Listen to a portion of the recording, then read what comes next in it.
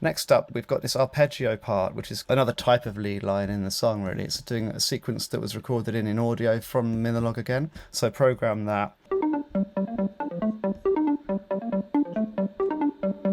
And I am tweaking the sound live on the synth as I'm recording it in. This is an audio track. This is what it sounds like without any processing. Sounds pretty good. It's a good sound. But once I had all the other sounds in the track, I needed to shape it. I needed to make it fit in and in its right little space. So first off, the first EQ in the chain, taken off all of the low end below sort of 130 with a slope. I've got this amazing Lindell Neve channel strip. That's doing a filter at 360, so really it's another filter. Then a little bit of a boost at 7.2, a little bit of a cut at 10k, and I'm pushing it a little bit on the preamp just to give it some saturation, some kind of proper old school saturation. Next up, we've got this auto filter. Now that's not always on, that's coming in at certain parts of the song. So if we look at device on, it's only on in that first section and then it comes off for the next section. And that's doing a very wide bandpass filter. So on this part of the song, it sounds like this here.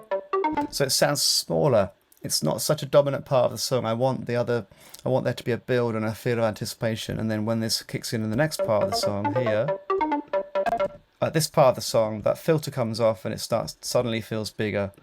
Not only does it come on and off, the filter also moves sort of around. So while it's on, we can look at the frequency automation, and this automation line here is where that bandpass is shifting around. And I performed this live with the MIDI controller, recorded the automation in live with the MIDI controller. And in the track,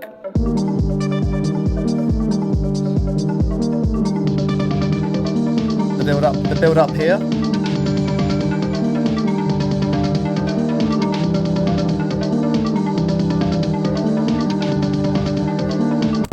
So that frequency shifting just helps that sound. Just have a little bit of movement, cuts through a little bit better, just feels a bit more exciting. Similar thing with the reverb. Now the reverb on this track is from the Pro R, which I like a lot. It's a nice digital reverb from FabFilter. First half of the song is on, or the intro section, the reverb's on. It's making sure that that synth line at the beginning of the song is not right in your face, because I want it to be more in your face in the next bit of the song. So to give it a sense of progression. So this bit, it's a nice clean reverb, and then that automation there pulls that reverb out at this part of the song here. There you go, suddenly it's dry. Now they've also done another filter to pull out the super high end. Then I have another channel strip from the Lindell, which is the Neve. So using this Lindell, this instance of the Lindell, I'm kind of adding a specific band, so 360 hertz, I'm then pushing that a little bit, and that's a nice sort of fattening frequency. And I'm also doing some compression that's being paralleled, so it's only being brought in at about 30%. So there's the dry signal mostly, but with a little bit of a dynamics boost with the compression. And then finally an EQ, which is just controlling the low end.